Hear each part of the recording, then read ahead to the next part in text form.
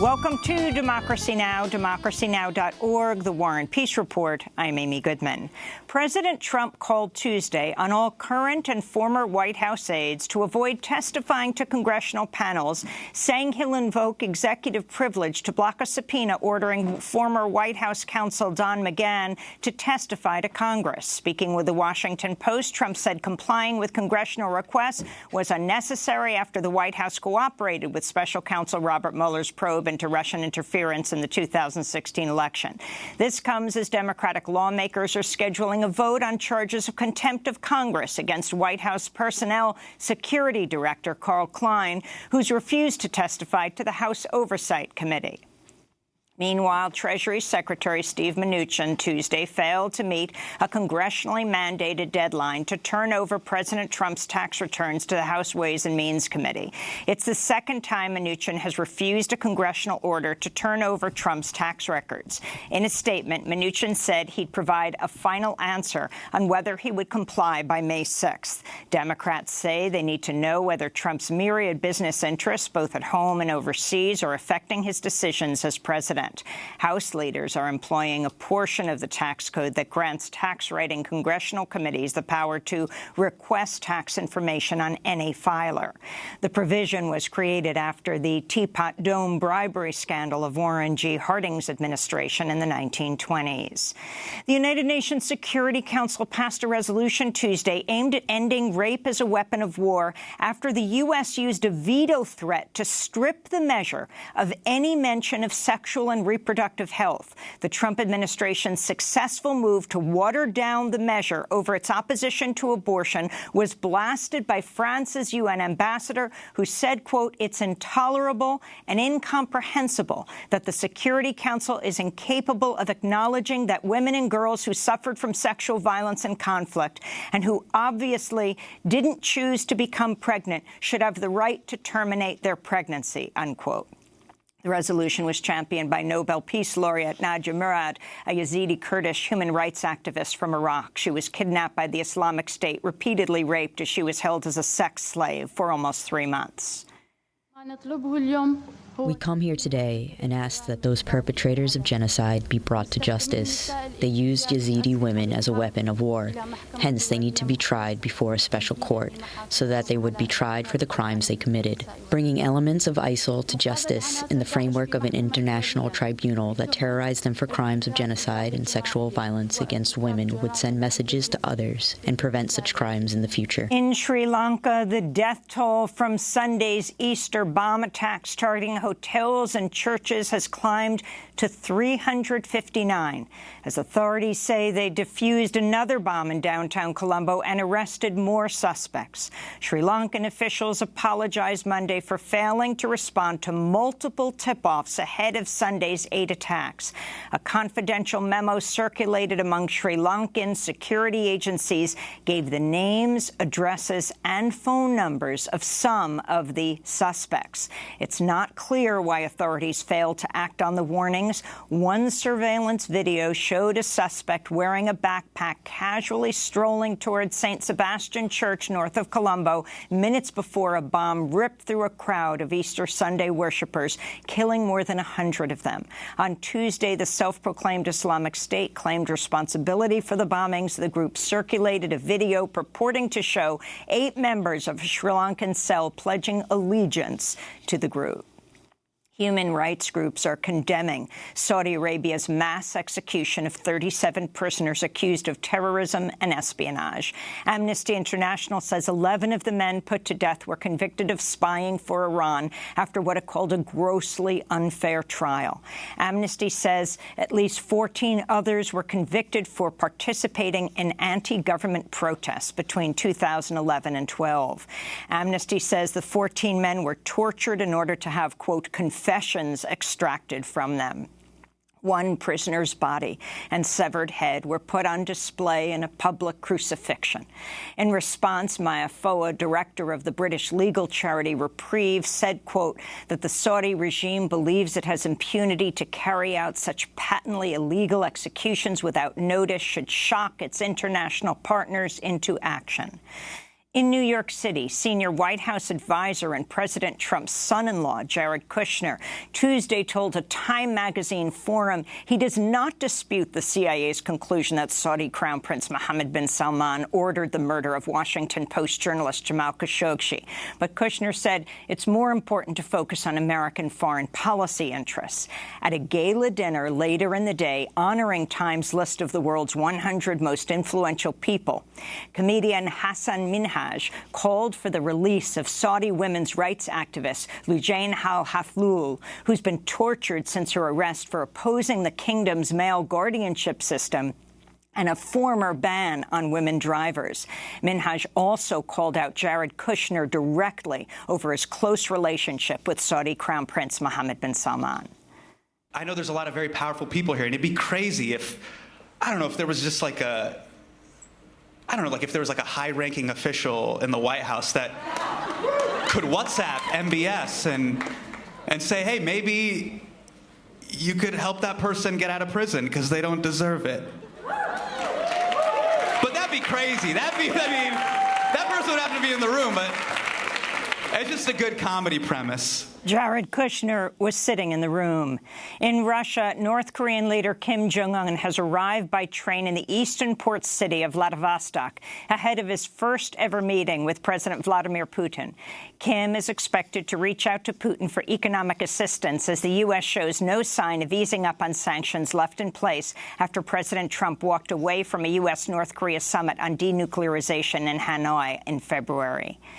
In Malawi, public health officials are rolling out the first-ever vaccine for malaria, an historic pilot program that could save tens of thousands of lives each year.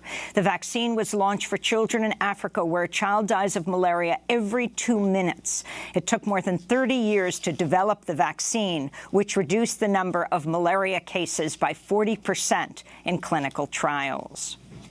The New York Times is reporting that Navy SEALs who witnessed their platoon chief commit war crimes in Iraq were encouraged not to speak out and told they could lose their jobs for reporting him at a private meeting with a superior officer last year. According to a confidential Navy criminal investigation obtained by the Times, the commandos said they saw Special Operations Chief Edward Gallagher stab and kill an unarmed teenage captive, shoot to death a young girl and old man, and fire indiscriminately into crowds of civilians. But what the men on Gallagher's team called a private meeting with their troop commander and demanded an investigation, they were told to stay quiet on the matter, and no action was taken. The group of 7 SEALs eventually were able to force an investigation, and Chief Edward Gallagher was arrested in September on more than a dozen charges, including premeditated murder and attempted murder. If convicted, he could face life in prison. His trial begins on May 28th. In New York City, federal prosecutors announced criminal charges Tuesday against top executives of Rochester Drug Cooperative, a major producer of opioids, charging them with a conspiracy to profit by illegally distributing controlled substances. This is Jeffrey Berman, U.S. Attorney for the Southern District of New York. RDC's former CEO, Lawrence Dowd, is in custody and will be presented to a judge in the Southern District of New York this afternoon. Dowd is charged with conspiring to distribute oxycodone and fentanyl and with conspiring to defraud the DEA. Dowd led RDC during the entire period of the charged conspiracy and, as alleged, personally directed and profited from much of its criminal activity. The company's chief compliance officer also faces criminal charges. Both executives face possible life in prison. The U.S. Supreme Court heard arguments Tuesday in a case challenging the Trump administration's plans to include a question on citizenship to the 2020 census. Voting rights activists feared the question would deter immigrants from participating in the census, leading to a vast undercount in states with large immigrant communities. This could impact everything from the redrawing of congressional maps to the allocation of federal funding. We'll have more on the fight over the 2020 census after headlines. The Interior Department's watchdog has launched a major ethics investigation into 6 top officials, including former Interior Secretary Ryan Zinke and the agency's current head, David Bernhardt. The probe by Interior's Inspector General follows an ethics complaint filed in February, alleging the officials routinely disregarded rules requiring they recuse themselves from official meetings with former employers or lobbying clients. Secretary Bernhardt is a former oil lobbyist who's been accused of making at least 15 policy decisions that directly benefited former clients since he joined the agency in 2017. His predecessor, Ryan Zinke, resigned in December as he faced at least 17 federal investigations into his suspected ethics violations and corruption, including a criminal probe into whether he lied to Interior Department investigators. In a growing scandal engulfing the Boy Scouts of America, it's been revealed that nearly 8,000 troop leaders have been accused of sexual abuse over a span of 72 years. These findings were announced Tuesday in Manhattan by Jeff Anderson, a lawyer representing sexual abuse victims. According to records known as the Perversion Files, Boy Scout volunteer leaders abused more than 12,000 victims between 1944 and 2016. Anderson named 130 Scout leaders in New York State who had been accused of sexual abuse at Tuesday's news conference, noting that state law had recently changed to extend the statute of limitations for childhood sex abuse. In Florida, prosecutors have dropped charges against an African-American teenager whose brutal arrest by Broward Sheriff's deputies went viral last week after it was captured on a cell phone video. The footage shows a white officer, Deputy Christopher Krikovich, pepper-spraying 15-year-old high school student DeLuca Roll before slamming his head into the pavement and repeatedly punching him in the head. Krikovich and another officer have been suspended pending an investigation. A lawyer for Roll's family is calling for Krikovich to be criminally charged with assault and battery. A warning to our viewers, the footage we're about to show is disturbing. In New Haven, Connecticut, newly released police body cam video shows the moment that a pair of police officers opened fire 16 times on a car. The fusillade shattered the car's windows and left 22-year-old Stephanie Washington hospitalized for days. The car's driver, 21-year-old Paul Witherspoon, escaped without injury. The April 16th shooting spawned a series of protests with community groups demanding Yale and Hamden police officials fire the officers, release all video of the shooting, and conduct a transparent criminal investigation. The officers have yet to be charged with any crime.